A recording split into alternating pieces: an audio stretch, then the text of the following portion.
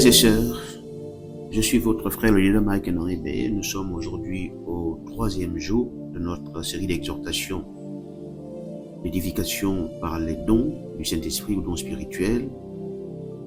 Aujourd'hui, nous voulons parler du pourquoi des dons spirituels dans l'Église et leur nature.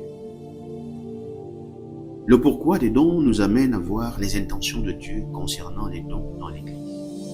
En voici les éléments. 1. Manifester la grâce, la puissance et l'amour de l'Esprit parmi son peuple lors de leur rassemblement public, dans les foyers, dans les familles et chez les individus. Nous avons pour référence 1 Corinthiens 12, versets 4 à 7, 1 Corinthiens 14, verset 25, Romains chapitre 15, verset 18 à 19 et Éphésiens chapitre 4, verset 8. En 2, rendre la prédication de l'évangile efficace en confirmant le message d'une façon surnaturelle. Marc chapitre 16, verset 15 à 20. Actes chapitre 14, verset 8 à 18. Acte 16, 7, 18. Acte 19, 11, 20 et Acte 28, 1 à 10. En troisième position, c'est pour répondre aux besoins des êtres humains, fortifier et édifier spirituellement l'Église. 1 Corinthiens 12, 7, 1 Corinthiens 12, 7, 1 Corinthiens 14, 30, 14, 3 et le verset 12, verset 26. Ainsi que chaque croyant, c'est-à-dire perfectionner les chrétiens dans une charité venant d'un cœur pur et d'une bonne conscience. D'une bonne conscience et d'une foi sincère, selon 1 Timothée chapitre 1, le verset 5. Nous pouvons également lire tout 1 Corinthiens 13. Enfin, le quatrième point, c'est lutter contre Satan et contre les forces du mal de façon efficace. Ésaïe 61, Acte chapitre 8, verset 5 à 7, Acte chapitre 26, verset 18 et Éphésiens chapitre 6, les versets 11 à 12. Par ailleurs, bien-aimés, les termes que la Bible emploie pour parler des dons spirituels nous renseignent sur leur nature qu'il est important de savoir. Il y a en un don spirituel, en grec, pneumatikos, un adjectif dérivé du mot pneuma qui signifie esprit. Ici, l'expression renvoie aux manifestations surnaturelles qui sont des dons du Saint-Esprit opérant à travers les croyants pour l'utilité commune ou au bénéfice de tous. En 2, nous avons les dons ou dons de la grâce, en grec charismata, de charis qui signifie grâce. Ils indiquent que les dons spirituels comprennent à la fois une motivation intérieure et la puissance reçue de l'Esprit en vue d'exercer un ministère.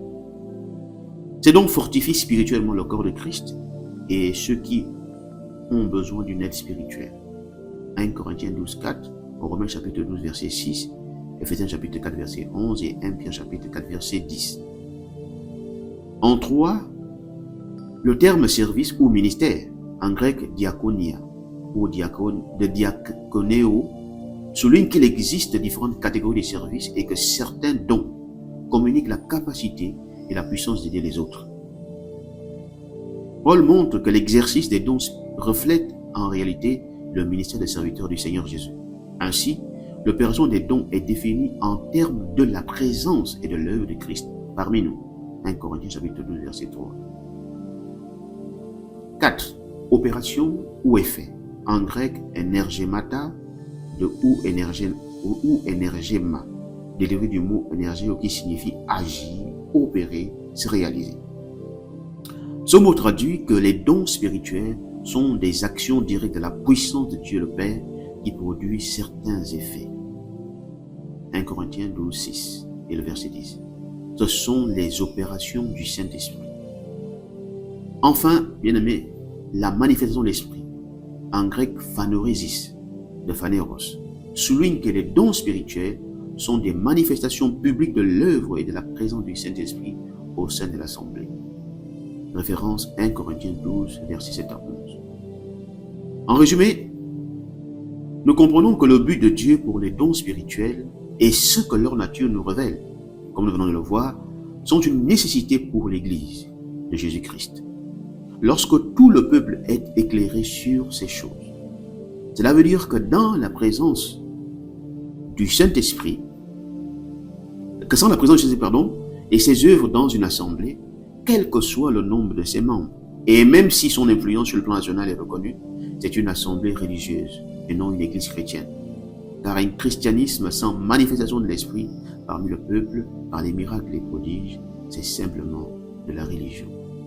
Bien aimés, nous avons compris que nous ne pouvons pas, et cela n'est pas de Dieu, parce que celui qui nous a donné son esprit, passer nos réunions sans qu'il y ait d'une œuvre de l'esprit.